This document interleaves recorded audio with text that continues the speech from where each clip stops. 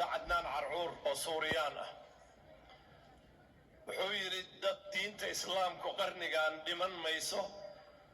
daciifi mayso tabar darrayn mayso maxaa jira ilaahay wuxuu u soo saaray ummad la yidhaahdo soomaali 5 sifo ku sheegay marka shantaas sifada koobaad wuxuu yidhi waa ahlul qur'aan dadka ugu badan adduunka maanta qur'aanka xifdisan waa soomaali waa waddanka laga heli karo intaasoo milyan oo qur'aanka ilaahay xifdisan midda labaad wuxuu yidhi dhallinyaradu waa ahlu tawxiid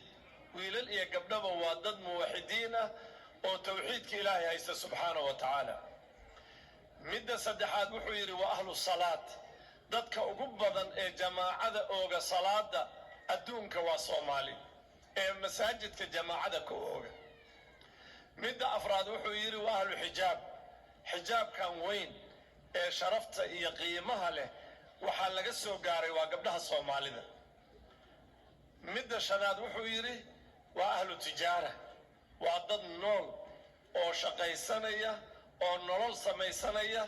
shantaas sifo ayuu ku sheegay sheekhi cadnaan carcuur arrintaas waxaan aad u tanwiihinayaa karaamada iyo sharafta ay leedahay gabadha soomaaliyeed diinta islaamkuna gabadha muslimka ah kor bay u qaaday way sharaftay way jannaysay 3 mithaal oo yar ah baan rabaa inaan muxaadarada ka hormarsado oo sharafta iyo ciziga gabadha soomaaliyeed ama gabadha muslimadda ah ee gabadha soomaaliyeed ay halkan ku mathalaysa maanta ay diinta islaamku siisay waxaa jirtay gabar la dhihi jiray umu muxjan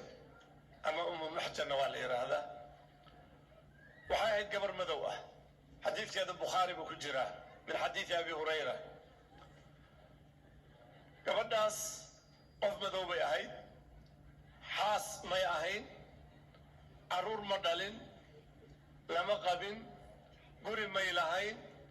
dhaqaalo may lahayn wax ay lahayd ma jirin xay min axyaa alcarab bay joogtay way ka soo tagtay way islaantay masaajidka nebigay xaaqi jirtay calayhi salaatu wassalaam habeenada ka mid ay xanuunsatay way dhimatay nebigu masaajidkii buu soo galay calayhi salaatu wassalaam wuxuu arkay masaajidkii inuusan diyaarsanayn wuxuu ku yidhi aaway gabadhii masaajidka xaaqi jirtay waxay yidhaahdeen yaa rasuul allah way dhimatay waana aasnay way yaraysteen arrinkeeda qof madow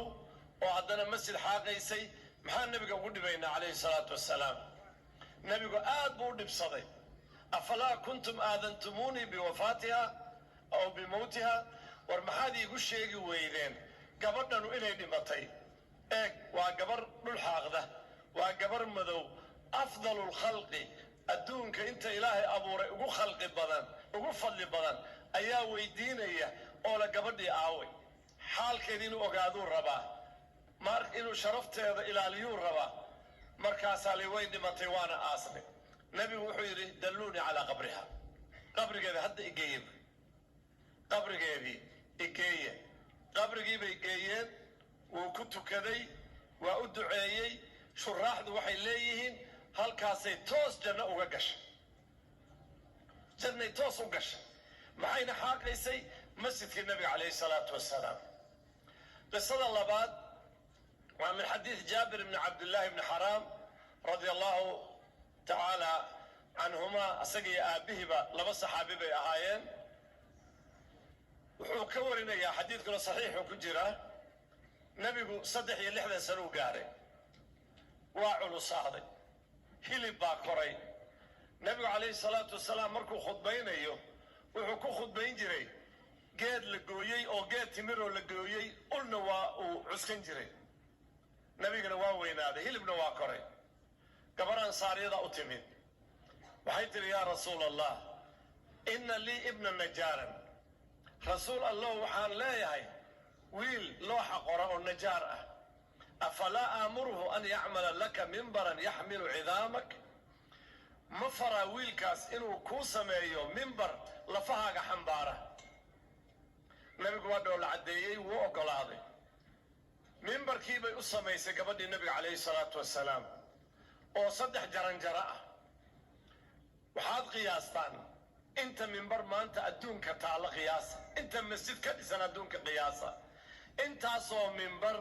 oo adduunka maanta taala oo raggii saxaabadii waaweynaa ay joogaan. fikrad gabar muslimada ka timid oo ansaariyada min xadiidi jaabir ayaa lagu sameeyey. ma qiyaasi kartaan qabriga ay maanta ku jirto inta ajar u socda.